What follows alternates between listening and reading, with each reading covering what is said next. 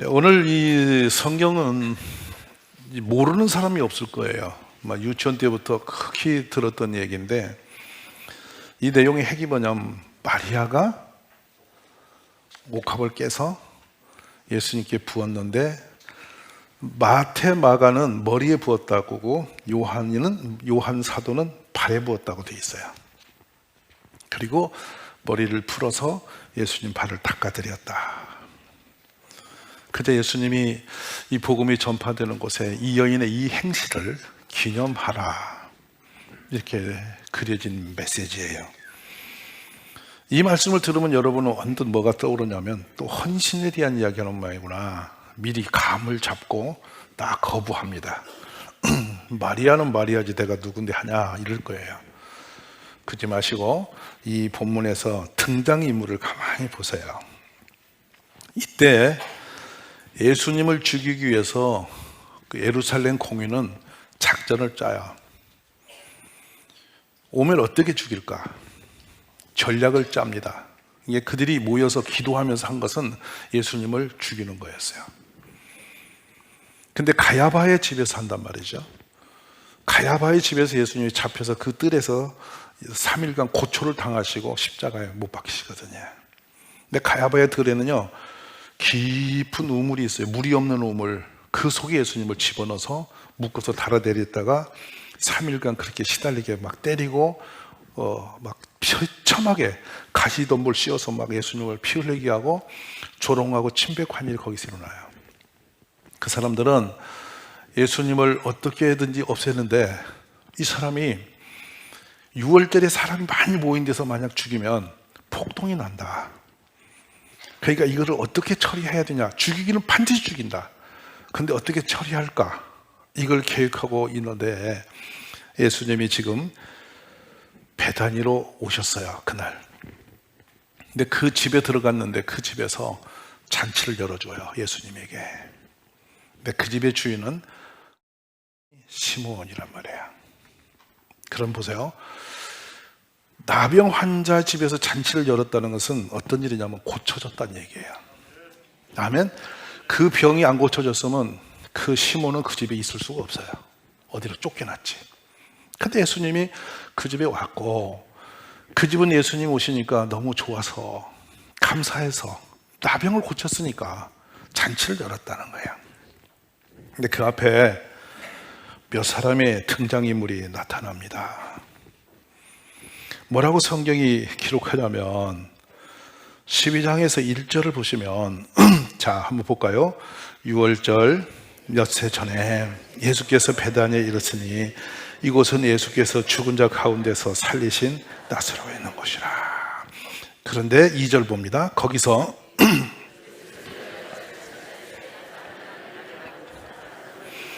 마르다는 일을 하고 잔치마당에서 나사로는 예수 앞에 앉아있고, 3절 봅시다. 마리아는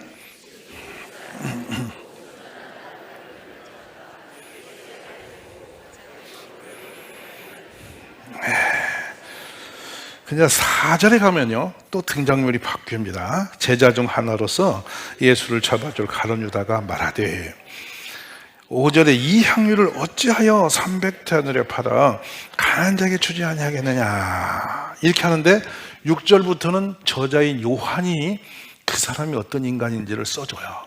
자, 봅시다. 6절 7절 이렇게 말하는 것은 가난한 자들을 생각한 것이 아니요 그는 도둑이라 돈깨를 맞고 거기 넣은 것을 훔쳐갑니다. 7절 예수님이 나타나십니다. 예수께서 이러시되 그러면서 8절의 말씀을 내려놓으시죠. 가난한 자들은 항상 너와 함께 있거니와 나는 항상 찌 아니하리라 하시니라.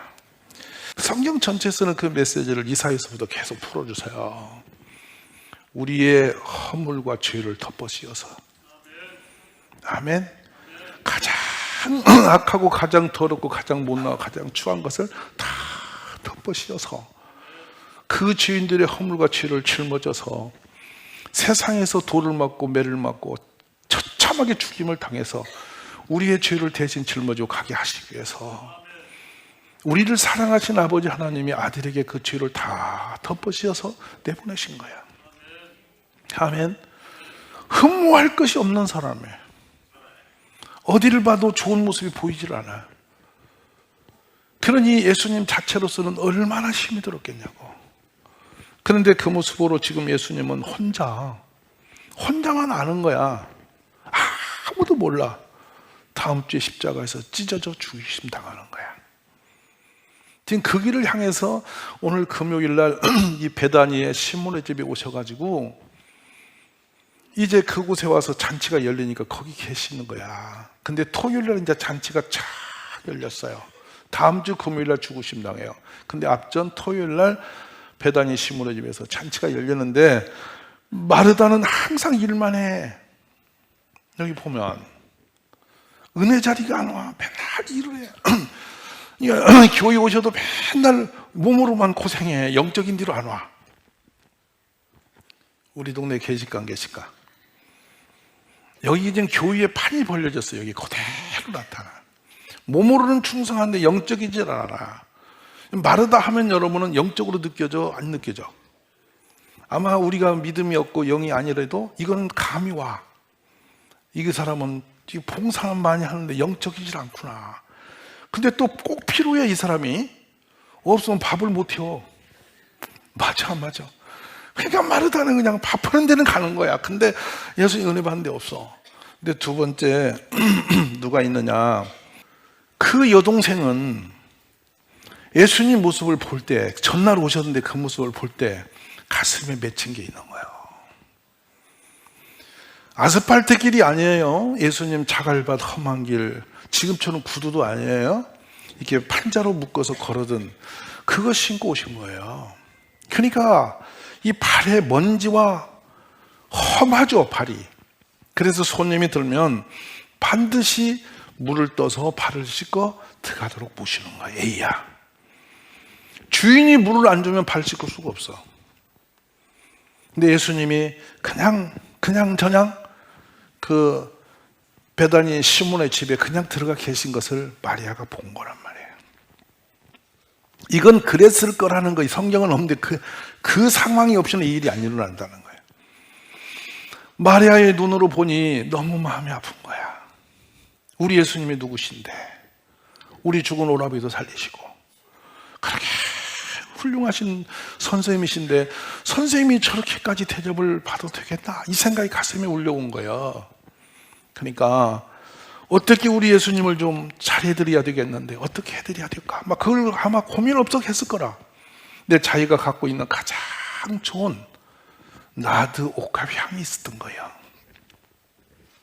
이걸 가지고 우리 예수님 발이라도 가서 차라리 씻겨드려야 된다. 그게 마리아의 신앙인 거예요.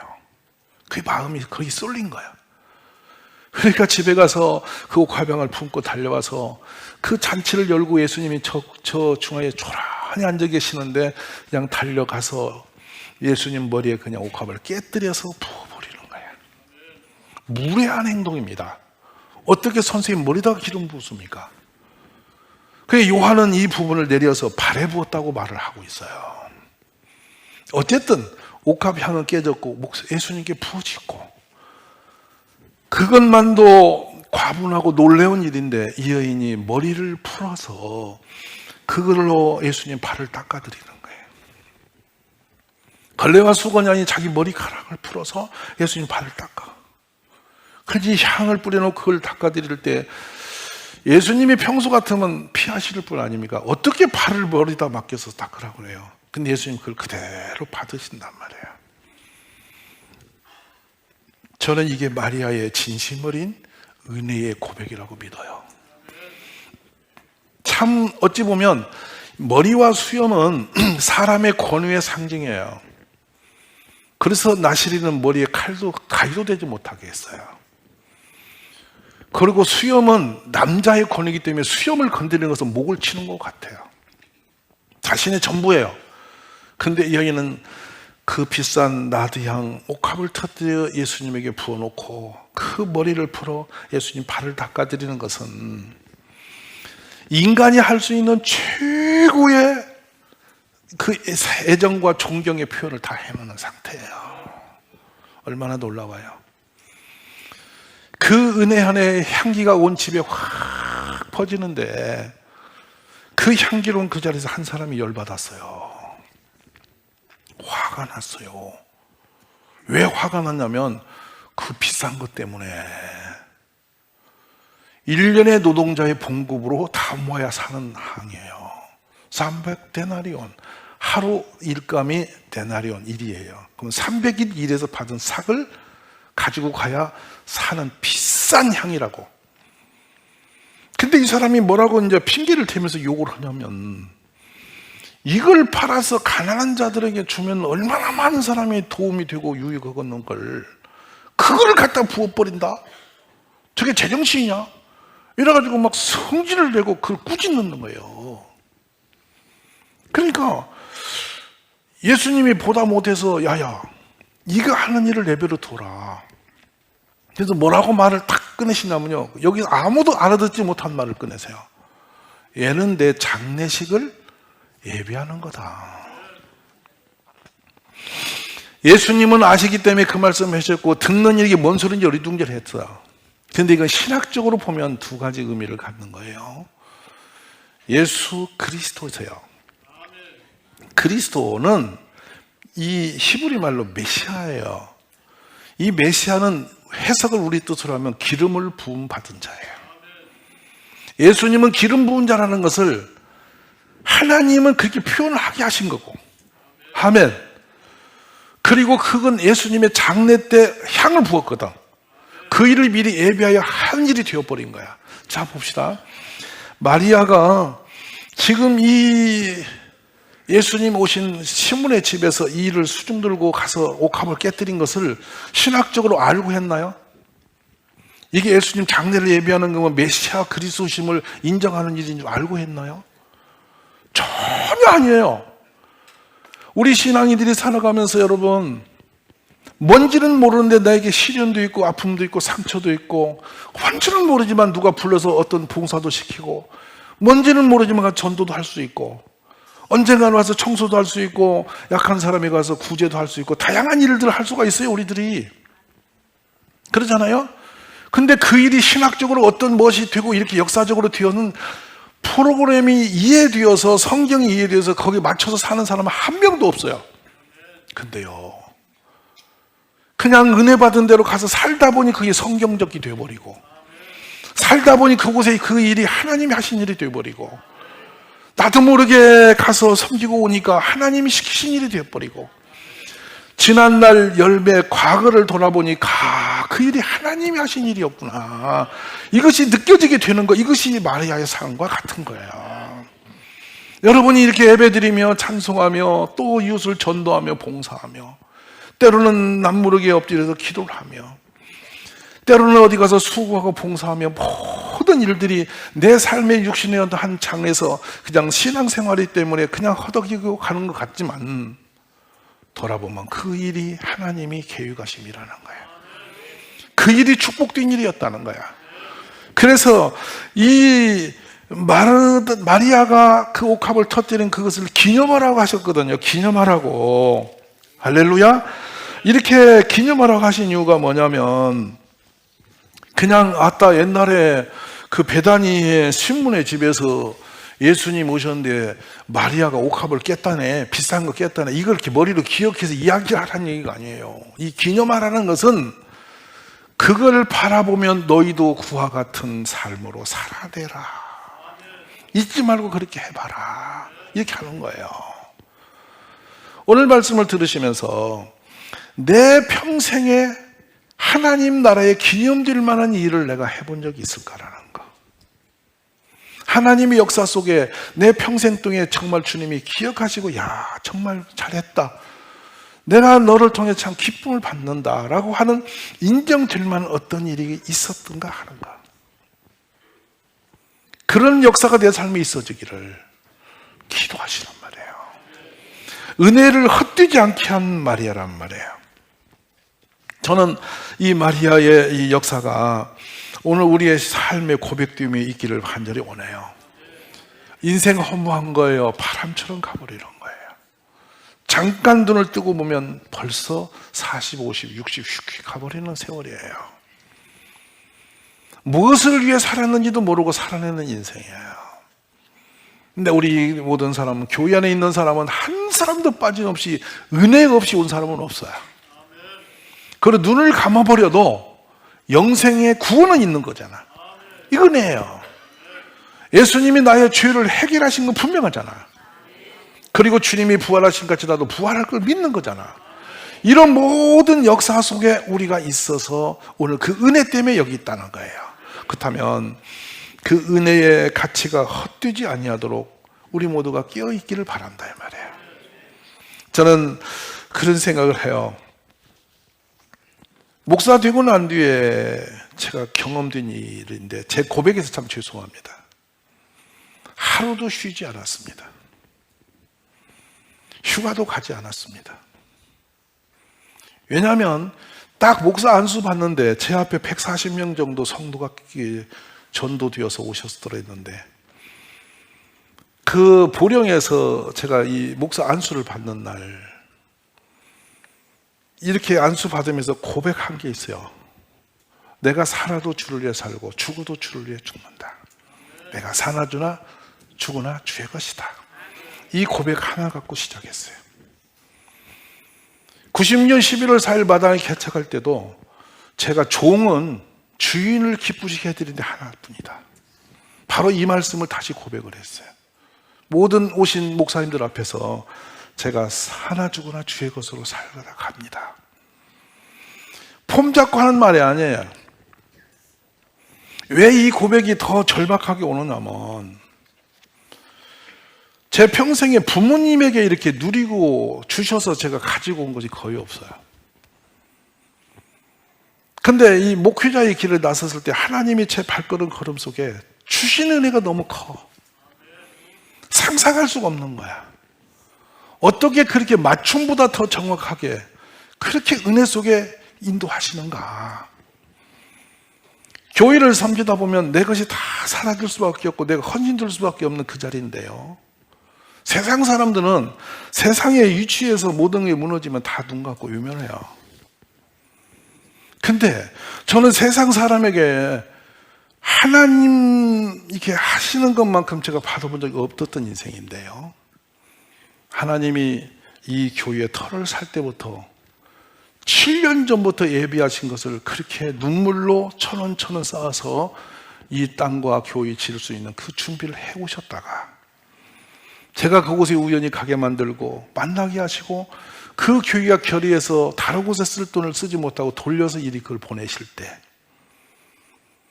당진 그 구터밀에 있는 농협의 통장에 돈 4,500만 원이 송금되어 제 눈앞에서 돈이 이렇게 풀려 나오면서 갖다 땅 사시라고 손 내밀 때, 저는 그때 제 심장이 멎는 것 같은 놀라움을 경험했어요. 하나님은 살아계시구나. 나 같은 것의 기도도 들으시는구나. 내가 이런 하나님을 향해서 내가 충성되지 못하면 세상에 어디다가 인생을 걸겠나. 한 생 짧은 인생 사는 거 내가 가진 게 뭐 드릴 게 뭐 없노 생각하니까 하나밖에 없는 거예요. 내 목숨 드리는 것밖에 더 드릴 게 없는 거예요. 목숨이라고 뭐요? 힘을 다하여 내가 할 수 있는 거 다하여 주님 한 분을 위해서 살아내는 것밖에 더 있냐. 그래서 전도 다니고, 그래 기도하고, 하루에 4시간씩 밖에 잠을 못 자면서 성도님 앞에 부끄럽게 헛소리 안 하려고 성경 공부하고, 밤이면 말씀 공부하고, 무릎 꿇고, 세상의 유혹도 많고 할 일도 많고 갈 곳도 많지만 모든 방향을 항상 하나님이 기쁨이 되는 곳으로만 방향을 잡아서 살아오는 이유가 그거란 말이에요. 더한 거 드릴 게 없더라고. 왜냐하면 너무너무 감사하신 하나님이고 너무도 놀라운 은혜의 하나님인데 내가 드릴 게 없는 인생인 거예요. 손에 가진 게 없으니까. 그러니 내 몸 육신 하나라도 힘을 다하여 주님 앞에 드리는 거, 이것은 해야 할 거 아닌가. 그렇게 달려오는 기간 동안에 고비마다 하나님은 은혜를 베푸셔서 한 발짝 이 교회를 지경을 넓히시면서 이제는 이 시골 교회가 전 세계적인 교회로 소문이 나게 하셔서, 우리가 해온 일이 어줍지 않고 참 미숙했지만 그거 하나하나가 다 모범적 사례가 되어서 많은 교회들에게 희망과 꿈을 주는 교회가 되지 않았나. 이게 목회의 역사였고, 그러다 보니 우리 평신도 가운데 교회 때문에 많이 고통받고 힘을 써서 애를 쓴 헌신자가 많은 교회예요. 근데 그분들의 헌신이 사람을 향해 산 것이라면 억울할 수 있겠지만 하나님께서 그 은혜 가운데 갚으실 거라. 마리아가 이 옥합향을 깨뜨려 부어버려서 엄청난 손해가 나서 거렁뱅이 된 건 아니지 않습니까? 얼마나 아름다운 역사가 되었고, 주님이 얼마나 기쁨이 되었고, 하나님이 하시는 그 일을 감당해내는 여인으로서 세워지지 않았습니까? 저는 여러분 한 분 한 분이 주님을 향해 섬기는 그 일들이 순전한 마음으로 섬김이 되고 하나님께서 복 주신 일이 되실 줄로 믿습니다. 여기 남아있는 주인공들, 자신은 하지도 않으면서 남이 하는 부분 열받고 시험 들어서 그냥 분해서, 이 마태복음을 보면은 막 격하게 분노가 일어났어요. 그 비싼 것을 팔아서 가난한 사람을 구제하지, 그것이 얼마짜리인데 갖다 붓냐고 막 누가 그 열받았냐면요, 예수님 팔아먹을, 내일 모레 예수님 팔려고 준비된 사람, 가룟, 여러분 이름 불러, 유다 아저씨가 그 정의로운 말로 그 구제가 얼마나 중요한 것인데 저 비싼 것을 갖다가 저렇게 부어버리냐 하고 열이 받아서 길길이 날뛰는 거예요. 가격까지도 알았어. 계산도 빨라. 이 놀라운 일이 그때만 있는 게 아니라 지금 시대에도 많이 있어. 종종 얼만데 썼냐고, 자기는 자기 헌금은 안 들여놓고 남이 옛날 헌금 갖고 시험 들어서 노래진 사람이 많아. 우리 여기 있는 주인공들 보시라는 거예요. 나병 환자 시몬은 잔치를 열었고, 죽었다 살았던 나사로는 앉아서 은혜 받으려고 앉아있고, 그의 누이 동생 마르다는 부엌에서 밥을 짓고 잔치 준비를 하고, 여동생 마리아는 옥합을 갖다 깨서 예수님께 부어드리고 머리로 예수님을 닦아드리고, 한 사람은 쳐다보다 열받아가지고 지금까지도 열받아 있는, 이게 현재 진행형이에요. 그러고 있는 거예요. 여러분 보너맥이면 몇 번을 찍어서 가실래요? 이 중에 어떤 사람 유에 속하고 싶으세요? 또 남자들은 나는 마리아가 아니니까 이러실랍니까? 이 신앙의 그 모델들은 구약의 열왕기상하, 역대기상하는요, 다윗이 모델이에요. 다윗같이 되면 복받고 여러 번 같이 하면 망하고, 이 기준 세우셨어요. 우리 전체 믿음은 아브라함이 모델이에요. 아멘이세요? 기준이에요. 그게 목사의 모델은 사도 바울이에요. 바울같이 살면 하나님께서 쓰신 종이고, 그렇게 안 살면 사꾼이고, 딱 갈라져 있어요. 비슷한 중간지대는 없어요. 왔다 갔다 안 해요. 사꾼 됐다 종 됐다 안 해요. 딱 선이 그어져요. 가룟 유다가 한쪽은 말은 착하고 행동은 나빴나요? 그냥 그 인간은 도둑인 거야. 맞아 안 맞아? 요한 사도가 써놨잖아. 그는 도둑이라고, 훔쳐먹은 자라고, 나중에 예수님 팔아먹을 사람이라고. 사람은 자기 이름이 부모님이 준 이름이 아니라 하나님이 지어준 이름이 있어요. 내가 사랑하는 자, 나의 충성된 자. 아멘. 악하고 게으른 자. 어느 쪽이세요? 게으르다만 하시지, 거기다 또 가져 붙잡고 악하고까지 붙잡고 끔찍하게. 우리는 착하고, 크게 착하고, 참으로, 따라서 참으로 잘하였도다. 나의 잔치에 참여할지라. 할렐루야.